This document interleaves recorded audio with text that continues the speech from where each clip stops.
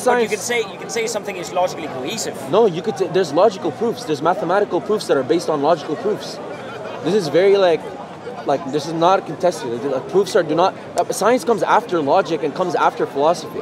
Sure. Yeah, so it's actually science is the proof of science is underpinned by logical proofs. But proof is something different. When you talk about logics and something is logically cohesive, that's its own thing. It's not proof. It's not proof in the sense of science. How about this? I'll tell you, a deductive proof is a much more powerful proof than a scientific proof. A deductive proof? Yes, of course. But a deductive... Because yes, absolutely. That's deductive and inductive logic. So, what I've been giving you... It's not proofs, it's arguments. No. That is... let me tell you why it's a proof. Do you know why... No. Do you know... No, science is a method. Do you know why deductive... You know, science is just a methodology. It is just a methodology. Exactly, so... And that methodology uses the term proof. Yeah, right? but... No, If you speak within logics, you don't use the term proof. You use the term, it is logically cohesive. No. You use logical... Just your introductory books of logic use proofs. I'm not saying it's not proof. I'm not saying logic is not useless. No, I know you're not. Logic can be stronger than proofs. I don't want to strawman you. I know that. It can be much stronger than proofs. No. I think you're using proof and evidence you're conflating the two. First of all, what's called a deductive proof is something where the premises, if true, necessitate its conclusion. No amount of scientific inductive reasoning or inductive proofs can lead to necessary truths. You know that. So that's the point of why I tell you deductive proofs are actually way more powerful in learning things about existence. I know what you're talking about. So the proof that I gave you... But I think you're using the wrong term. But I know what you mean. I'm not using it. I'm telling you why. Because the proof that I gave you is a premises to conclusion, whereby if the premises are true, the conclusion is also necessarily true.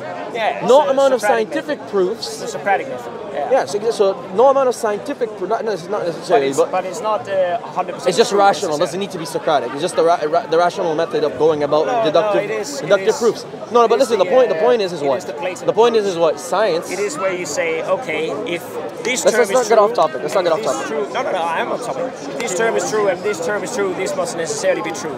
That's a method. It's not 100% true. No, it is actually. That's exactly my point. The whole point is that necessary truths arise from deductive reasoning. Inductive gives you provisional truths. That's the point. Why? Because induction has this problem of what's called a circularity. Why? Because to do induction, you must assert or assume the uniformity of nature. Yeah. The problem is the uniformity of nature uses and utilizes induction. However, this is Hume's problem of induction. How are you using induction here? Induction is when we take things in our particular and generalize things that we observe in the particular, and then we generalize them to the unobservable. Okay. All right. So the problem with that is, if you see 100 flamingos and they're all pink, you could make the inductive argument that all flamingos are pink. And just even the ones that you've not observed. However, it is very possible that you could one day stumble upon a white flamingo. See what I mean? So it's not a necessary truth that those flamingos are pink, because it's inductive. However, when I just been giving you a deductive proof for why you need a necessary existence, this is something that is a necessary truth that is derived from true premises. But it's a necessary truth because you assume that it has to be a first cause that started. I'm not assuming for, I'm arguing for. What if you take the scientific materialistic view? Not that I agree with it necessarily. Neither do I. But what if you say that it just sprung out of nothingness? It was actually. So that's not the scientific view. The scientific view says that everything is sprung out from a singularity. Yeah. We don't say that. That something can come from nothing. That is scientifically absurd and philosophically absurd. Yeah, right. So it exploded. It came out, but we don't understand that first cause. There's no reason to go into it or understand it further. No, so we just step away. It might have been an infinity going on. So anything beyond the circularity, even if you want to take an infinity, by the way, if you want, it's irrelevant. Infinity. If you take the aggregate sum, that still requires an explanation, which is not contingent. Why? Because everything that's contingent is in that sum. Sure. So what that sum is contingent upon must be, by definition, another type of modal existence. Sure. And the only other type is a necessary. Why? Because we've already established impossible existences are not actual existences. Therefore, a necessary existence, something that is what's it called, does not require something outside of itself for its existence, is the only thing that could have brought about the aggregate sum. Yeah. That's it. Sure. Only so do you understand why it cannot be equal now? And it's subservient. See, there you're jumping. Because I can totally agree with, there must have been a first cause that was not contingent. That makes complete sense to me. But why do you necessarily jump in and say, oh, well, then that first cause must be supreme? Because it could exist on I'll tell you what, you're right there. Let me tell you why. Everything in that set relies you've said that. upon that. No, but that's but you need to you need to zero on it. No, but is that relation in both ways? Because you keep going back to this both ways thing. Sure. Is the reliance a two-way relationship or a one-way relationship? Well, why not? No, why not? You know why. Could you compare it to, say, immateriality, intellectualism, consciousness are equally relying on a material Do you want to know why not? It's equally relying on a material reality. You could answer your own question. You have to have, if you're going to explore these things, you have to have a brain, you have to have a body. So immateriality has to express itself through materiality. Why? I'll tell you what. And you could answer it. You could answer it yourself. What's the definition of a contingent thing? Could you actually say that first cause, to be observed by living beings and entities, to be comprehended and to be expressed, it must have. It's actually reliant on contingent causes. So we went back to the original topic, which is what? Become manifest. Our observation or our realization that this necessary thing exists has no impact on this thing's ontology. That's the point. Why not? Okay, so what? Okay, you're gonna answer this question. I'm not gonna say anything. Okay. How does a necessary existence get its existence? How does necessary existence get its existence? That's the whole point of the proof. Yeah. So wait, just say it. Well, how? Okay. How does it get its? Okay. So how through does something else or through itself? How does necessary existence get? What was it? Does a necessary thing exist through something else or through itself? Oh, through something else? Yeah. Oh, that's a bit of a different question. No, that's what I've been trying to drive to you when I say reliance, and you keep saying you're repeating it. I'm trying to repeat it so I can get it to break through. Yeah. The reason the reason that they're not equals because the reliance relationship is one way. And why? And you said no. Let me tell you. I'll tell you why. No. I'm telling you, you're not nosing because you've already agreed with me. Let's see. Let's take that thing that's not reliant on anything else. It created a thing that was reliant on it. Cool. Yeah. But for that to gain any kind of manifestation, for that to actually appear out of its realm of non-materiality, out from its realm that is separate from our world, it needed that contingent thing to get through, to burst through to this world. No. Remember, I don't. Without going into any of this, if you just. So I question, why are you saying that one is subservient to the other? I'm telling you, when the other can't be experienced unless it gets that necessary boost. Good. I'll tell you why. Because experience. If all of humans did not exist to experience or understand or realize that this creator, cause, whatever that existed, it would still not impact the fact that it actually does manifest and exist. That's what we use manifest. This thing is not reliant on our observation. Okay, but just because... So the reliance relationship is one way. Okay, just because it's able to exist on its own, why does that make it so powerful? I'll tell you why. Especially if power is... Let's say power is manifested in this world and is shown in this world and is created from the universe, right? I'll tell you You need materiality to have power. So... No, you don't. How can you say... You can have a causal... Wait. How can you say that the immaterial thing that doesn't need anything else to exist, how can you say it's more powerful when it's existing on its own, it can't impact the world and it can't do anything to the world? It can't. It didn't choose to. It did, okay. But when it chooses to impact the world, it has to impact the world through contingent causes. So what makes that more powerful than the contingent causes? I told you, because the aggregate sum of contingent things... Yeah, you said that. You keep repeating that. I'm repeating it. Why? Because I'm trying to get it to break through to you, because in one sense, you'll agree with me. And I'm not disagreeing with that, but I'm just questioning for you here. Why do you assume that everything else that comes out of that thing, why do you think that thing is stronger than the tools I'll explain. Because the stronger, what does stronger mean? It means, I'm talking about this reliance relationship. Why is it stronger? One existence, the necessary existence, does not rely for its existence on the contingent set. The contingent set, however, relies for its existence on the necessary existence. This reliance relationship shows how one existence has a power to bring about the other, while the other does not have power to bring about the existence, the necessary I existence. disagree with you, yeah.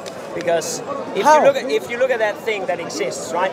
How is it powerful to exist but being able to do nothing, right? Let's assume let's remove the contingent causes. Let's just have the immaterial. And we told you that's cause. completely fine. How can you say that that thing is powerful when it can't touch the world?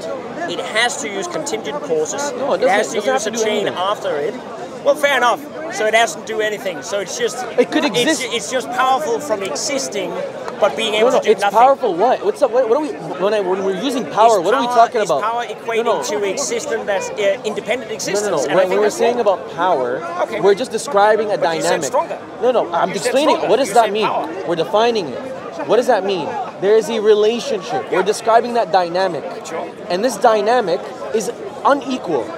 Thus, it cannot be that they share the same amount of power. Well, I don't think you're getting my point. I am. I'm fully getting it, but why would you say they are unequal if this force that's immaterial, that's the first cause, it doesn't need anything, it still needs a contingent effect. It needs to create something.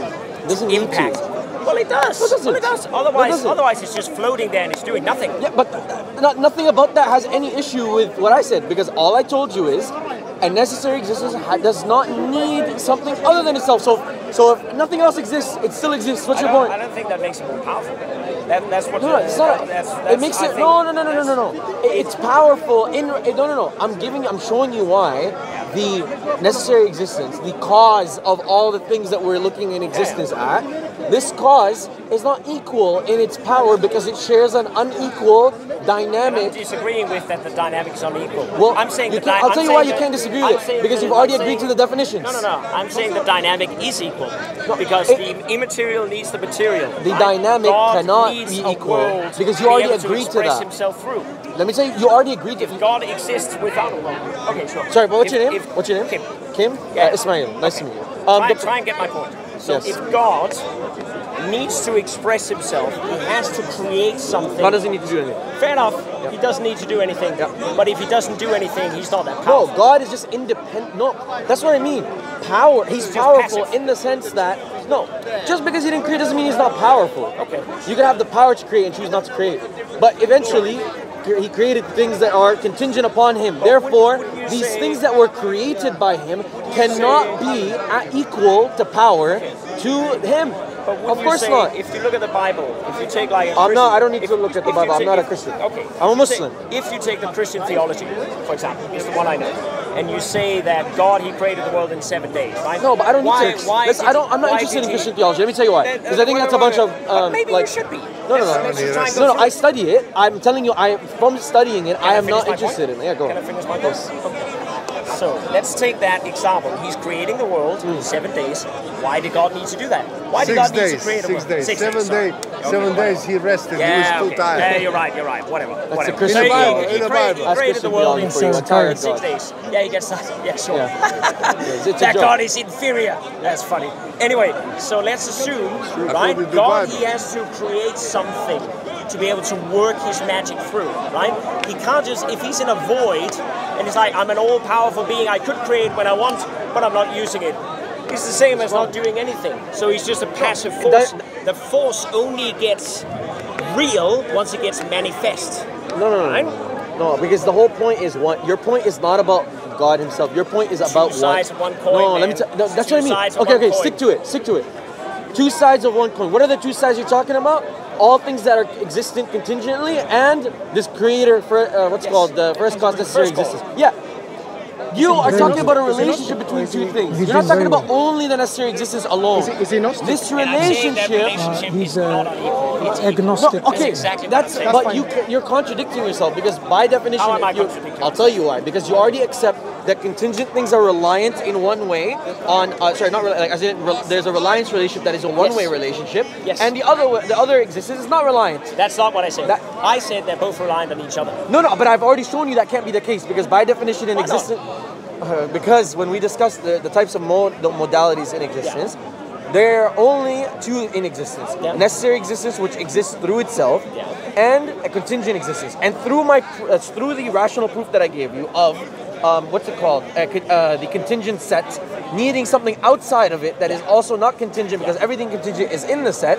Therefore, it must be that a necessary existence exists, and this is the cause of everything in the set. I get that. So. However, if you truly get it, if you do actually get it, then you wouldn't be contradicting yourself and then saying, why does a necessary existence, not have a reliant relationship back and forth? I get your point, but I don't have to agree with it.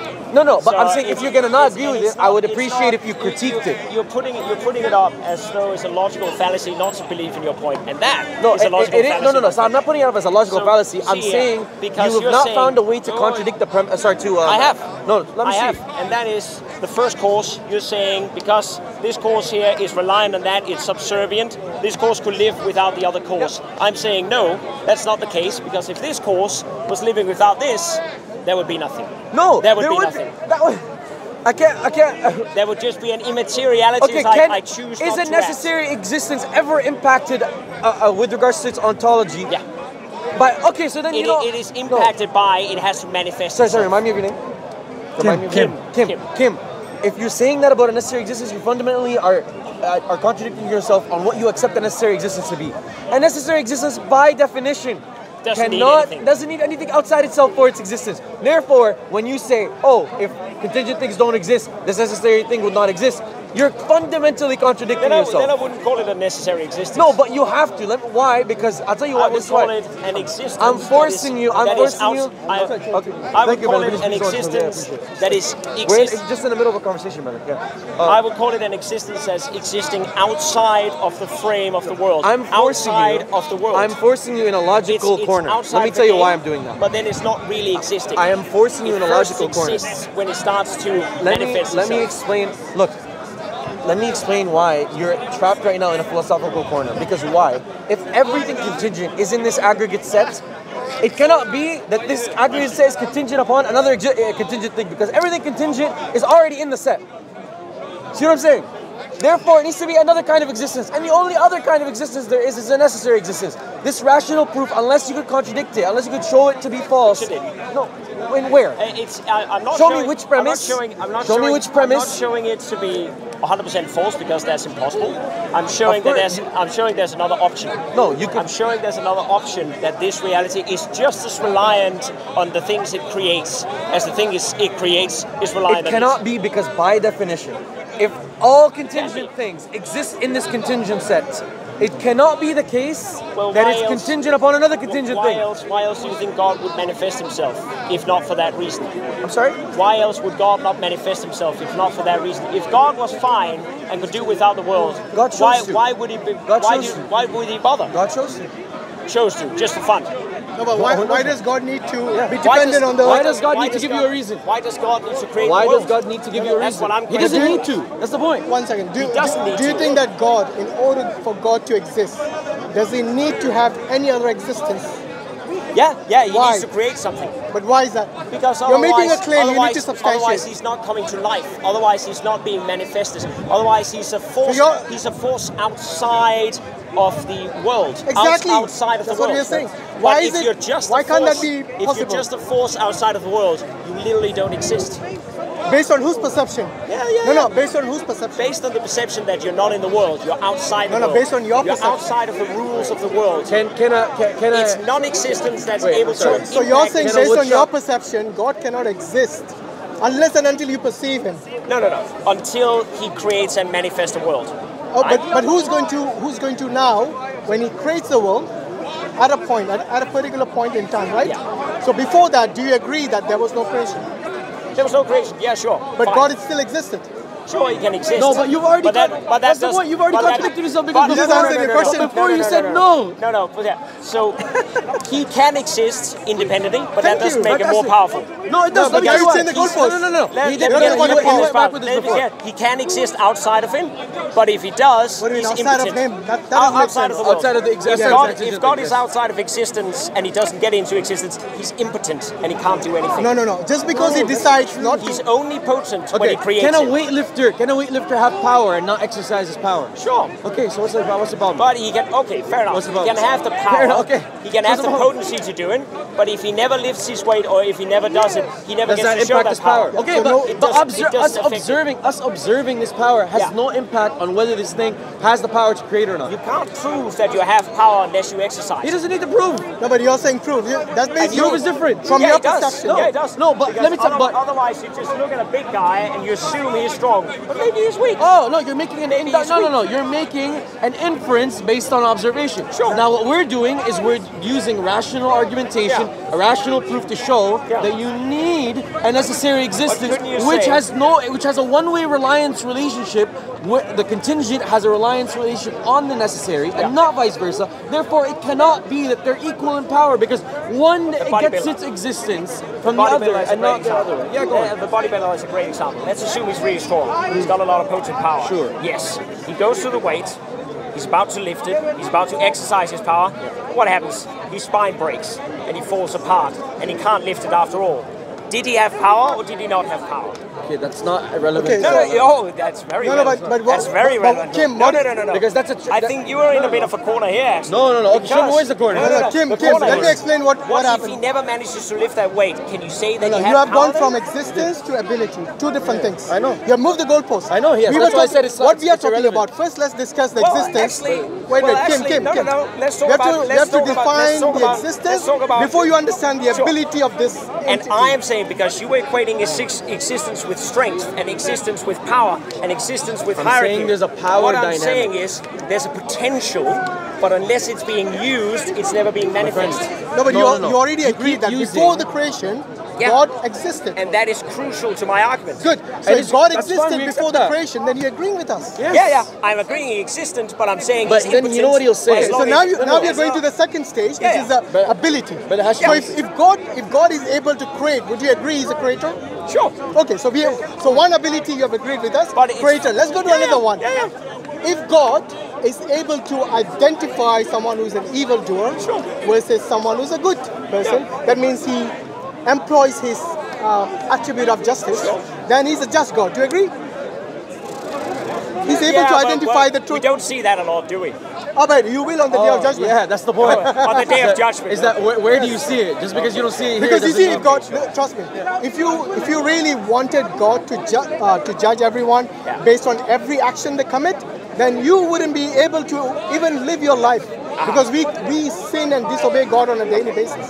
So the reason God gives you that ability and leeway to carry on with your life, because He's merciful. He says, look, maybe this person, he doesn't obey today, but maybe tomorrow he might change his ways and become truthful. He doesn't oppress anyone. He becomes You think obedient. God acts that way?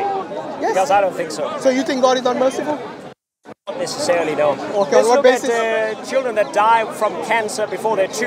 Okay. Let's look at... Okay, how about this? children Take your that example. get blind, Take your example. Their brains eaten Example. up by Take your worms one before they're example. 1. One Did they example at a deserve time. Kim, one example at a Is time. God The being child just there? example. The child That's example. the Ismail is very easiest- eager to answer It's that. the easiest One second, atheist argument. The You one wanna come example in? at a time. So we don't do Yeah. like shotgunning.